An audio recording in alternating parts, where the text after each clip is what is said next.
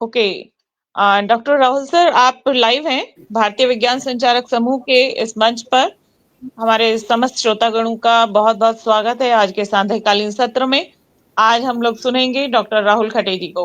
Rahul sir, आप live हैं, बहुत बहुत स्वागत के साथ। And screen is your sir. सभी को नमस्कार जी। आवाज आ रही है ना मैडम? हाँ जी सर, बिल्कुल परफेक्ट। राष्ट्रीय विज्ञान दिवस के अवसर पर भारतीय विज्ञान संचारक समूह की ओर से आयोजित इस कार्यक्रम में मैं आप सबका स्वागत करता हूं। और सबसे पहले श्री अनिल कुमार त्रिपाठी जी और श्री गीता सचदेवा जी का भी मैं आभार व्यक्त करना चाहूँगा कि आपके मार्गदर्शन में यह कार्यक्रम हो रहा है। जैसा कि हम सभी जानते हैं कि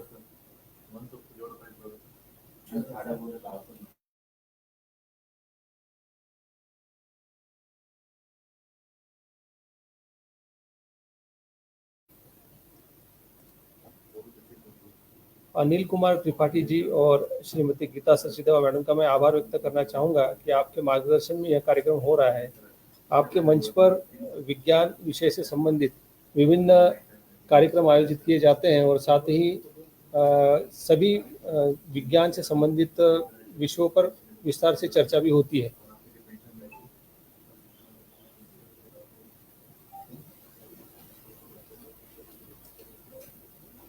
आज के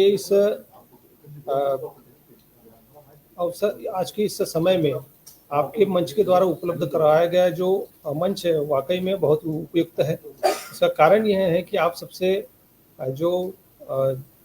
जो अद्यतन जानकारी है उससे जुड़े हुए विषयों पर कार्यक्रम आयोजित करते हैं और उससे मिलने वाली जानकारी न केवल शालेय स्तर पर अर्थात एकेडमिक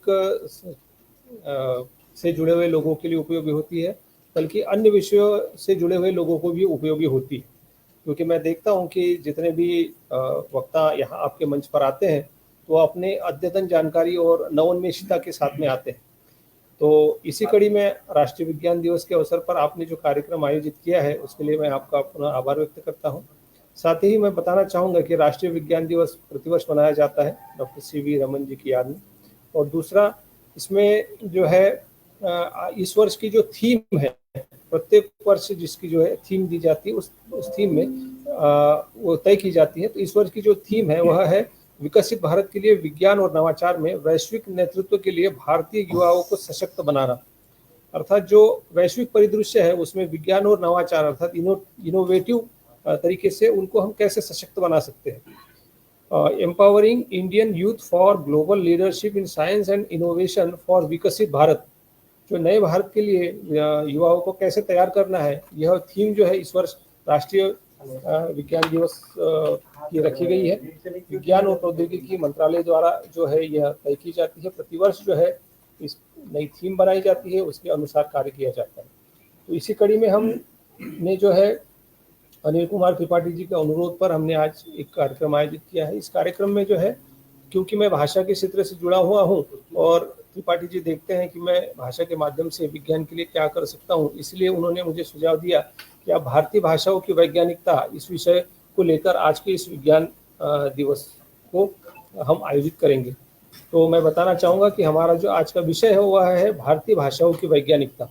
तो आपने से अधिकतर लोगों ने भाषा और भाषा संबंधी जानकारी तो आपने देखी होगी, हम पढ़ते भी है जो शालेय स्तर पर है।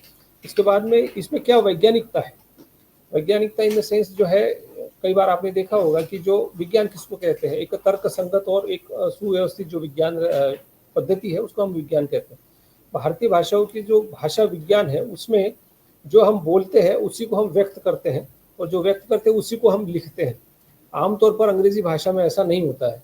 आपने देखा होगा कि हम अंग्रेजी भाषा में लिखते कुछ और है और उसको पढ़ने के लिए पढ़ने का उच्चारण कुछ और करते हैं और अर्थ ढूंढने के लिए हमें डिक्शनरी ढूंढनी ही पड़ती है। ऐसा इसलिए होता है कि वर्णगत साम्यता और उसका अर्थगत साम्यता उसमें नहीं होती है। लेकिन हमारे साथ जो भारतीय भाषा है उसके साथ में यह समस्या नहीं है। भारतीय भाषाओं की यह विशेषता है कि हम जो बोलेंगे वही लिखेंगे और जो लिखेंगे उसी का हम लिप्यंतरण करेंगे या फिर उसका अनुकरण करेंगे। तो ऐसा कई बार आपने देखा होगा कि जैसे हम बच्चे जो शालेय स्तर में जाते हैं तो वो देखते हैं कि लिखते समय उन्हें बहुत कठिनाई होती है, खासकर अंग्रेजी के साथ में, क्योंकि शब्दों को बच्चों को रटवाया जाता है, क्योंकि उनका उच्चारण कुछ और होता है और लिखा कुछ और जाता है। तो यह एक समस्या बनी रहती है। लेकिन इस समस्या को सुलझाते हुए हम विज्ञान को कैसे अपनाएं, इस पर हमने थोड़ा सा कार्य किया है।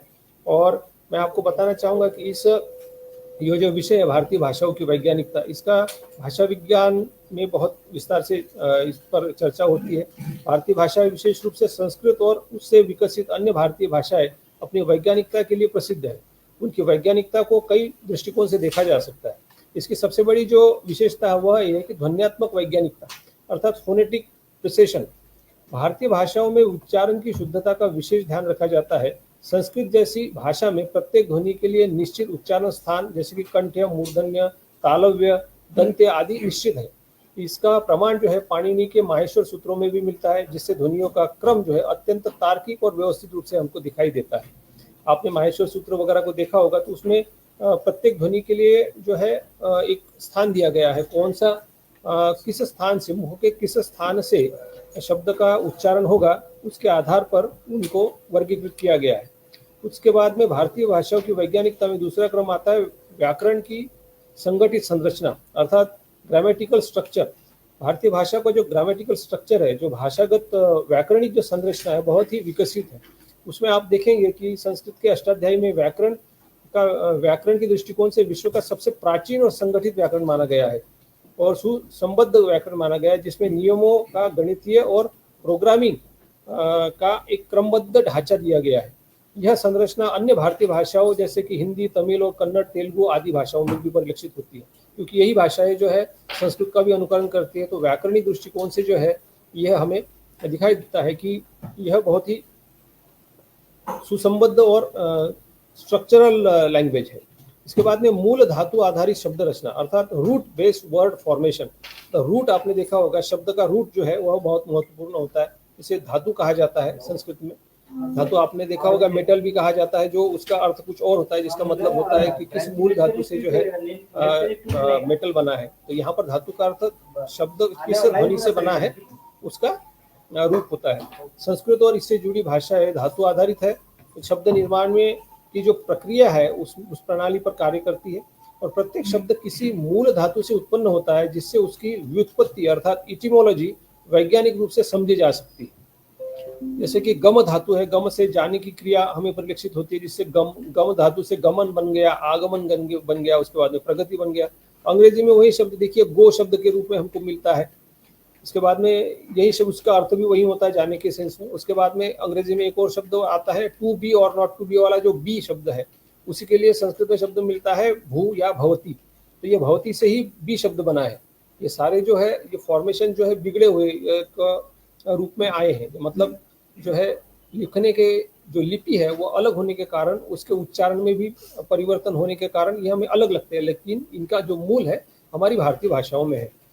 इसके बाद में यह जो भाषा है वह संगणक और कंप्यूटर के लिए बहुत ही कंपेटिबल है अर्थात अनुकूल है।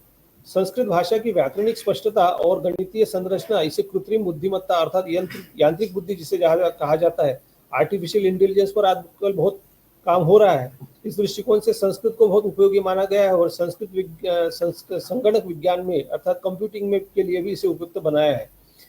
पाणिनीय व्याकरण का आज भी नेचुरल लैंग्वेज प्रोसेसिंग अर्थात NLP के लिए आदर्श मॉडल माना गया है। जो संस्कृत का जो भाषा वैज्ञानिक जो तरीका है, क्योंकि देखिए नियमबद्ध होना यह बहुत आवश्यक होता है कंप्यूटर की किसी व्यवस्था के लिए। तो संस्कृत की जो व्यवस्था बनाई गई है वह व्याकरणिक आधार पर एक नियमबद्ध व्यवस्था बनाने के कारण कंप्यूटिंग के लिए यह भाषा बहुत उपयुक्त मानी जाती है। इसके बाद में लयबद्धता और छंदबद्धता अर्थात रिदमिक एंड मेट्रिकल स्ट्रक्चर अर्थात संस्कृत तथा अन्य भारतीय भाषाएं प्राकृत, पाली और तमिल छंदबद्ध रचना के लिए जानी जाती है। यह न केवल काव्य और संगीत में सहायक है बल्कि स्मरण शक्ति अर्थात मेमोरी के लिए भी सहायक होते हैं। कई बार आपने देखा होगा तुकबंदी होती है, जिसके कारण जो छंदबद्ध जो रचनाएं होती है वो याद रहती है। बच्चों को पढ़ाने के लिए भी कई बार स्कूलों में इस पद्धति का प्रयोग किया जाता है। आपने कई बार देखा होगा कि कुछ गणितों के फॉर्मूलों को भी कुछ विद्यार्थी विशेष लयबद्धता के साथ में पढ़ाते हैं, जो उनको याद हो जाता है। आपने भी ऐसे कुछ फॉर्मूलों का प्रयोग किया होगा जो हमने स्कूल में पढ़े थे।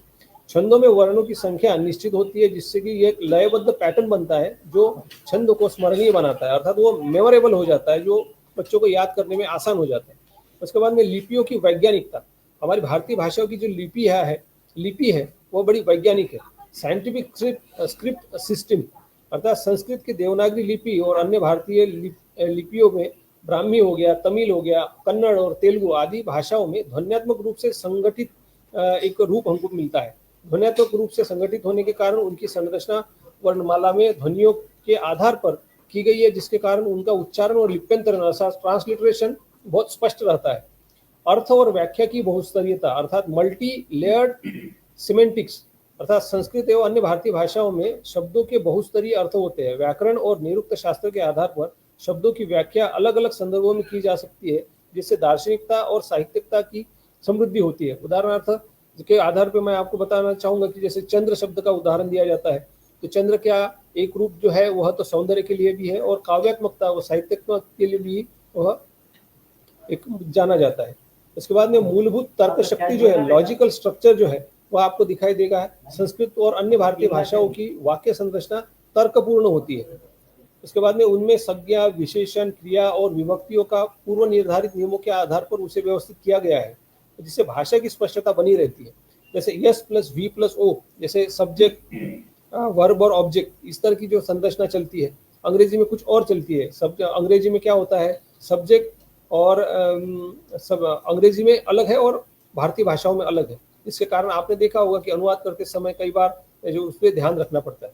इसके बाद में इन सभी बातों से हम यह निष्कर्ष निकाल सकते हैं कि भारतीय भाषाएं केवल संचार का माध्यम नहीं है। भाषा जो है केवल, कई वो लोग हम कहते हैं कि भाई भाषा क्या है, एक मतलब कम्युनिकेशन का एक मीडियम है, एक संचार का माध्यम, लेकिन ऐसा नहीं है। भाषा मात्र एक संचार का माध्यम नहीं है, बल्कि यह अत्यंत वैज्ञानिक, तार्किक और संरचित प्रणाली है।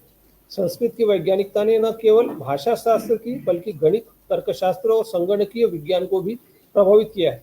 यही कारण है कि भारतीय भाषाएं आज भी अनुसंधान और तकनीकी के विकास के लिए प्रासंगिक बनी हुई। यह तो हो गया भारतीय भाषाओं की वैज्ञानिकता का जो है, जो परिचयात्मक था, मुझे बताना था, वो मैंने आपको बताया। साथ ही मैं आपको बताऊंगा कि इस विषय पर जो है हमने बचपन से ही देखा है कि भाई भारतीय भाषाओं में जब बच्चे पढ़ते हैं तो एक भावनिक रूप से जुड़ जाते हैं। आपने देखा होगा कि शब्द का अर्थ जब ग्रहण जब होता है तो जल्दी विषय को विद्यार्थी ग्रहण करते हैं। तो इसी के आधार पर आपने देखा होगा कि विदेशी भाषा जब विद्यार्थी सीखते हैं तो बहुत कठिनाई का सामना करना पड़ता है। तो कठिनाई का सामना इसलिए करना पड़ता है क्योंकि वो एक तो भावात्मक जो है अर्थ ग्रहण नहीं कर पाते। अर्थ ग्रहण न करने के कारण जो है जो मूल विषय रहता है वो अभिज्ञ रह जाता है। जो बात हम विद्यार्थियों तक पहुंचाना चाहते हैं वो नहीं पहुंच पाती। लेकिन मातृभाषा में और जो भाषा जो समझ सकते हैं जो विद्यार्थी, उसके माध्यम से यदि हम इन विषयों को समझाने की कोशिश करें तो यह निश्चित रूप से सहायक हो सकता है। अब सवाल यह उठता है कि विज्ञान दिवस के अवसर पर हम भाषा के माध्यम से जब चिंतन कर रहे हैं तो हम देखेंगे कि विज्ञान को हम भारतीय भाषाओं के माध्यम से कैसे समझ सकते हैं, क्योंकि सारे विज्ञान के जो कंसेप्ट है हमारे पिछले 150-200 वर्षों के एक दौर में कई सारे कंसेप्ट जो है वो इंग्लैंड से और अंग्रेजी माध्यम से हमारे पास आते हैं। उसके कारण होता क्या है कि विद्यार्थियों में भावना रहती है कि सारा कुछ जो विज्ञान है, ज्ञान है, विज्ञान है, वो कहाँ से आया है, वो बाहर से आया है, हमारे यहाँ पे कोई विज्ञान नहीं था, ऐसी एक धारणा बन जाती। लेकिन ऐसा नहीं है। हम भाषा की थोड़ी सी गहराई में जाए तो हमें कई सारे ऐसे बिंदु मिलेंगे जिनके माध्यम से हम समझ सकते हैं कि भाई हमारी भारतीय भाषा में कैसे वैज्ञानिकता। इसका सबसे बड़ा उदाहरण मैं आपको बताना चाहूंगा कि जब व्याकरण विद्यार्थी पढ़ते हैं तो आई के सामने एम लिखते हैं, और आमतौर पे क्या है कि जो पढ़ाने वाले लोग हैं वो परंपरागत तौर से पढ़ाते तो वही कभी कोई व्यक्ति नहीं बताता है कि आई के सामने एम क्यों आ रहा है, जबकि वही के सामने एम नहीं आएगा, वही के सामने कुछ और आएगा, यू के सामने भी एम नहीं आएगा। तो उसका कारण क्या है, वो मूल उसका जो कारण है वह भाषा की गहराई में छुपा हुआ है, जिसको और इन सब गहराइयों का जो अध्ययन होता है वो इटिमोलॉजी में होता है। तो जब आप इटिमोलॉजी में जाएंगे तो इन प्रश्नों के उत्तर आपको मिलेंगे। जैसे आई के सामने एम इसलिए होता है क्योंकि वो अहम शब्द था, अहम से बिगड़ के वो आयम बन गया है। इसलिए जो है आप देखेंगे कि वो आई के सामने कभी भी आर या अन्य नहीं आएगा। जैसे और भी शब्द आपको बताए जा सकते हैं जिसमें जो है जैसे आई के सामने एम ही लगेगा, उसके बाद में वी के सामने आर लगेगा। जैसे वयम शब्द है, उसके बाद में यूयुम शब्द है संस्कृत में, तो यूयुम का यू आर बनेगा। उसके बाद में दाऊ शब्द पुरानी अंग्रेजी में था, THOU, दाऊ का मतलब होता है त्वम, जो त्वम से बना हुआ दाऊ, वो त जो है वो द में बदल गया, उसके कारण उससे बना यू शब्द, वाई वो यू शब्द जो है वो दाऊ से बना है, और दाऊ शब्द बना है त्वम से। जो तू तुम या आप के लिए हम जो शब्द का प्रयोग करते हैं वो कहाँ से आया, संस्कृत के त्वम से आया है, और त्वम से ही दव बना, दव से यू बना। तो ये शब्दों की जो इटिमोलॉजिकल कंस्ट्रक्शन यदि हम देखें तो हमें यह सारी चीज़ें आसान होती है। और इनमें सबसे बड़ी इसका फायदा यह होता है कि जैसे हमारे राज्य में देखिए, एक मराठी भाषी व्यक्ति है महाराष्ट्र में, दूसरा गुजरात में है, तो गुजराती भाषा में और मराठी भाषा में देखना आपने देखा होगा कई सारी साम्यता है। गुजराती भाषा के ऊपर जो शिरोरेखा है वो नहीं होती है, मराठी में होती है, और हिंदी में भी जो है देवनागरी में लिखा जाता है तो होती है। इन सब के कारण क्या होता है कि उनमें एक रूपता दिखाई देती है। लेकिन यदि आप एकदम से सीधे यदि अंग्रेजी पे जाते हैं तो अंग्रेजी में वह भेद आपको बहुत दूर दूर तक पता चलेगा, उसमें भेद ज़्यादा है। और भारतीय भाषाओं में जो है वो एकरूपता ज़्यादा है। उसके कारण जब विद्यार्थी एक भाषा सीखता है तो अपने आप में उसके साथ दूसरी भाषा सीखने की कोशिश करता है। लेकिन बचपन से यदि पूरा प्रेशर यदि उसको अंग्रेजी सीखने में दिया गया तो होता क्या है कि उस अंग्रेजी को सीखने में ही बहुत सारी शक्ति खर्च हो जाती है। क्योंकि बाल मनो में क्या होता है, शुरू से उसको जो भाषाएं आप पढ़ा देंगे वही उस पर मस्तिष्क पे अंकित हो जाती है। तो पहले तो यह होता था कि जैसे प्राइमरी स्तर पर जो है मातृभाषा है, हिंदी आदि भाषा है वो पढ़ाई जाती थी। बाद में उनको जो है जैसे 5वीं के बाद में अंग्रेजी थोड़े थोड़े स्तर पे पढ़ाई जाती थी, उसके बाद में 7वीं 8वीं में सेमी इंग्लिश, और उसके बाद में फुल इंग्लिश, इस तरह से तरीका चलता था। लेकिन आजकल क्या है, पहली क्लास से ही बच्चों को पूर्णतः अंग्रेजी पढ़ाने की एक जो है एक ट्रेंड चल पड़ा है। स्कूलों में भी उसी तरह से जो है पढ़ाया जाता है। उसके कारण होता क्या है कि बाल मन पर जो है वो भाषा को समझने का जो एक ये है जो समझ है वो विकसित नहीं हो पाती। वो दूसरी भाषा से ही पूरा विषयों को समझने की कोशिश करता है। इसके कारण कई सारी समस्याएं होती हैं। तो जो भाषा की वैज्ञानिकता की हम जब बात करते हैं तो कई सारे लोगों के मन में आता होगा कि भाई हमारी भारतीय भाषाओं में तो विज्ञान के शब्द है ही नहीं। तो मैं आपको बताना चाहूँगा कि कई सारे शब्द जो है हमारी भारतीय भाषाओं से विकसित होकर ही अंग्रेजी में गए हैं।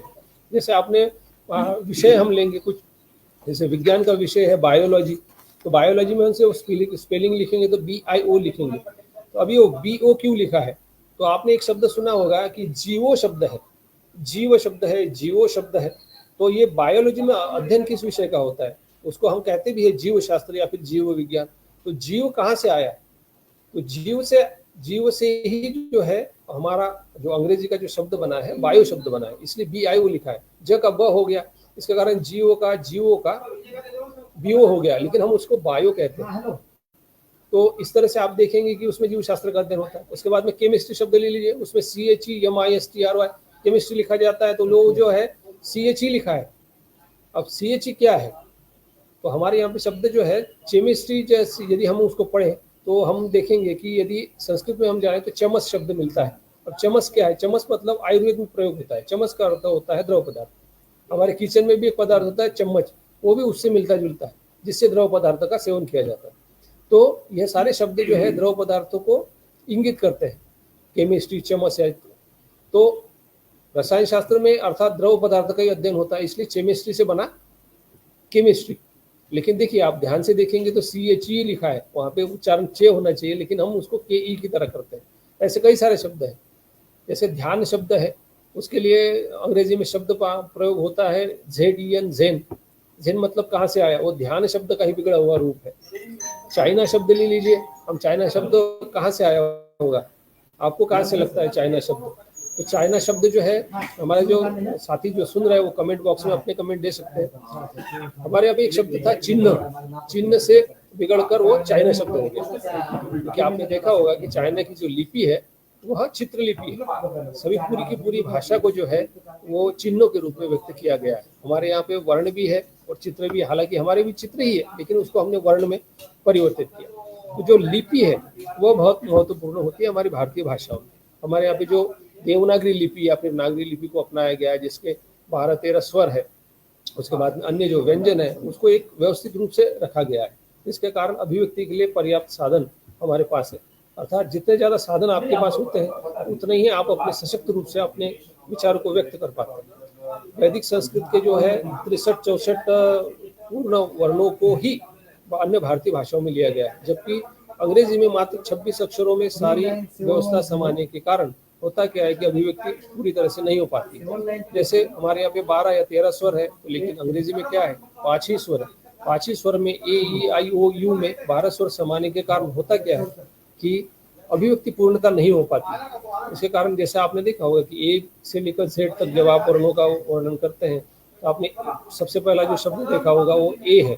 तो अ आ ई में ए कहीं पर हमारे यहाँ पे आता है तो वो ए होता है। अ वर्ण का उच्चारण भी अंग्रेजी की वर्णमाला में नहीं है, इसको हम अ कहते हैं। तो उसे एडजस्ट किया गया है, जहाँ अ है वहाँ ए डबल ए इस तरह से एडजस्ट किया गया है और उस अनुसार उसकी व्यवस्था बनाई गई है, जिसके कारण कई सारी समस्याएं विद्यार्थियों को होती है। तो ऐसे कई सारे शब्द हम देखेंगे कि जिन शब्दों को हम भारतीय परिप्रेक्ष्य में देखेंगे तो उनका हमें मूल व्युत्पत्ति हमें दिखाई देती है। जैसे व्हाइट शब्द ले लीजिए, WHITE, व्हाइट शब्द जो है आपको सुनकर आश्चर्य होगा, इस शब्द जो है श्वेत शब्द से बना है। श्वेत का मतलब होता है, आपने देखा श्वेत पत्र आदि में देखा ही होगा, उसका अर्थ व्हाइट ही होता है। तो यह जो है श्वेत शब्द था, श्वेत से व्हाइट बन गया। उसके बाद में और एक शब्द आता है स्टैंड शब्द। स्टैंड शब्द कहाँ से आया होगा, आपको सुनकर आश्चर्य होगा कि यह शब्द स्थित शब्द से आया है। स्थित या फिर स्थावर शब्द जो है वहां से जो बिगड़कर जो है स्टैंड शब्द बन गया। उसके बाद डोनेट शब्द जो है वो कहाँ से आया, दान करने से जो है वह शब्द डोनेट बन गया। क्रिएट शब्द है CREAT, क्रिएट शब्द जो है वो क्रू करोती से जो है क्रिएट शब्द बन गया। स्पोर्ट शब्द क्या है, स्पोर्ट शब्द जो है स्पर्धा करने से आया है। हमारे यहाँ पे स्पर्धा करना मतलब कंपटीशन करना होता है, और स्पोर्ट्स में क्या होता है, स्पर्धा ही तो होती है। हालांकि खेल के मामले में होती है, लेकिन वो स्पर्धा ही होती है। हमारे यहाँ पे एक स्वीट शब्द है जिसका मीठा के लिए हम प्रयोग करते हैं, जिसके लिए हमारे यहाँ पे एक शब्द है स्वादिष्ट। तो स्वाद का बिगड़कर स्वीट शब्द हो गया। उसके बाद में क्रिकेट शब्द आपने सुना होगा। तो हमारे यहाँ पे तो यही प्रचलन है कि भाई इंग्लैंड से ही वो वस्तु आई है, अंग्रेजों ने खेलना सिखाया, तो हम ये कहेंगे कि भाई क्रिकेट शब्द भी इंग्लैंड से आया होगा। लेकिन गहराई में जब आप जाएंगे तो वहाँ पे एक शब्द मिलता है, क्रीडा धातु मिलता है। क्रीडा मतलब खेलने की कोई क्रिया, तो वहां से वो क्रीडे से क्रिकेट शब्द बन गया। ऐसे कई सारे शब्द हैं, जैसे मंथ से टू माइंड शब्द है, मंथन से मंथन माइंड से बन गया। अधभक्षण शब्द आपने सुना होगा, जो EAT, ईट खाने के लिए हम प्रयोग करते हैं, वो अध शब्द है। जैसे हमारे यहाँ पे glad, GLAD, glad to meet you वगैरह जो शब्द प्रयोग किया जाता है, जिसमें ग्लैड शब्द जो है वो कहाँ से आया, गदगद होने से आया है। गदगद होना मतलब खुश होना, किसी व्यक्ति से हम जब मिलते हैं तो खुश हो जाते हैं, उस गदगद होने से जो है ग्लैड शब्द आया। उसके बाद में बंधन शब्द, बॉन्ड शब्द BOND, बॉन्ड शब्द बंध से आया है। एक और शब्द संस्कृत के धातु पाठ में मिलता है, डू करने। डू का अर्थ जो है करना ही होता है, DO डू, और उसके सामने साफ साफ लिखा है करने। करने का मतलब करना, क्रिया करना, कोई क्रिया जब हम करते हैं तो डू करने का मतलब क्या है, तो डू तो है वो विदेश चला गया और करने हमारे यहाँ पे रह गया, मतलब कोई क्रिया करना। उसके बाद में क्रंदन शब्द आपने सुना होगा, तो क्राई शब्द है, टू क्राई शब्द आपने सुना होगा। उसके बाद में विज्ञान में एक शब्द प्रयोग किया जाता है फॉस्फोरस। फॉस्फोरस शब्द है, भास्वर शब्द है हमारे यहाँ पे, जो चमकने का जो भाव है फॉस्फोरस में। आपने देखा होगा, जो विज्ञान से जुड़े हमारे अधिकतर लोग हैं तो वो जानते हैं कि भास्वर से फॉस्फोरस, क्योंकि फॉस्फोरस की विशेषता ये होती है कि चमकता है।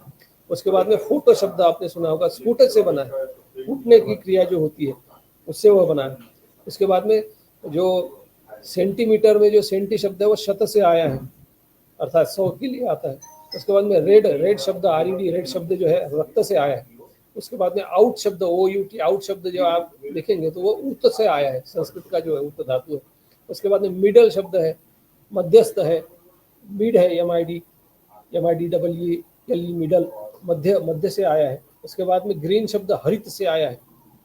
उसके बाद में पेंट शब्द है, पेंट PAINT, पेंट शब्द है। हमें कहाँ लगता है कि भाई ये अंग्रेजी से आया होगा, ऐसा लगता है ना। लेकिन आपने देखा होगा कि गाँवों में जो है रंगाई पुताई की जाती है, तो पुताई जो की जाती है वो जो शब्द है वही बिगड़कर जो है उधर पेंट बन गया।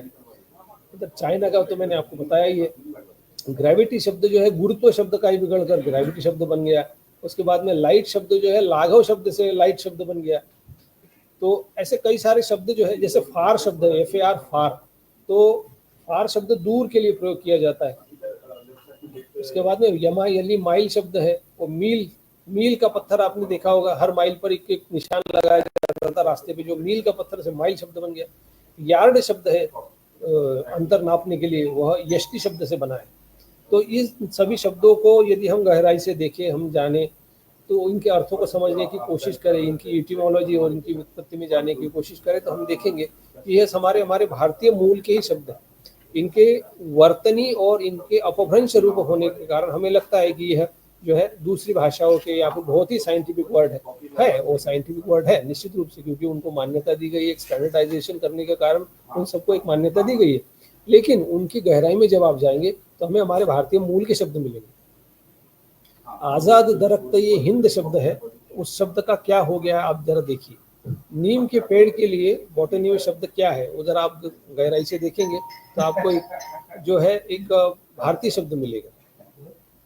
बरगद के पेड़ के लिए आप साइंटिफिक शब्द ढूंढेंगे तो आप उसमें भी आपको एक भारतीय शब्द मिलेगा। निश्चित रूप से वो दूसरी लिपि में लिखा होगा, लेकिन उसकी जो ध्वन्यात्मकता है उसके आधार पर आप देखेंगे कि हमारे भारतीय मूल का ही है शब्द। ऐसे कई सारे शब्दों को आप भी संकलित कर सकते हैं और इनका अध्ययन कर सकते हैं। मेरी बचपन से इस विषय पर रुचि रही है, तो ऐसे कुछ शब्दों को मैंने संकलित किया, तो बाद में पता चला कि यह एक बहुत अच्छा विषय है, इस विषय पर हम काम कर सकते हैं और इसको इटिमोलॉजी कहा जाता है। आप में से जो लोग इंटरेस्टेड है वो इटिमोलॉजी में जा सकते हैं, उसकी स्टडी कर सकते हैं। और इसका फ़ायदा क्या है, केवल मनोरंजन के लिए नहीं, तो बल्कि हमारे जो कठिन विषय है उनको हम आसान कर सकते हैं। तो अर्थगत जो विशेषता है उनको समझकर हमारे कठिन विषयों को हम आसान कर सकते हैं। इन सभी विषयों को हम यदि संकलित रूप से पढ़े तो हम भाषा की भी एक अच्छे जानकारी प्राप्त कर सकते हैं, साथ ही विज्ञान संबंधी विषयों को भी हम और बेहतर ढंग से समझ सकते हैं। तो मैं चाहूँगा कि आप सब लोग इन विषयों पर थोड़ा सा इंटरेस्ट लें और आप भी इन विषयों की जानकारी रखें। आज राष्ट्रीय विज्ञान दिवस के अवसर पर इन सभी विषयों पर मुझे चर्चा करने का आपने अवसर दिया, उसके लिए मैं आभार व्यक्त करना चाहूँगा। और क्योंकि ये सेशन वन साइडेड है, मतलब मेरा वक्तव्य चल रहा है, लेकिन आप में से हो सकता है कुछ लोगों को अपने प्रश्न मन में आ रहे होंगे कि भाई यह शब्द भी इससे मिलता जुलता है। तो हो सकता है आप ऐसे शब्दों पर, जहाँ पर हमारा एक कार्यक्रम फेसबुक पर लाइव चल रहा है, तो आप कमेंट बॉक्स में ऐसे शब्द लिख सकते हैं।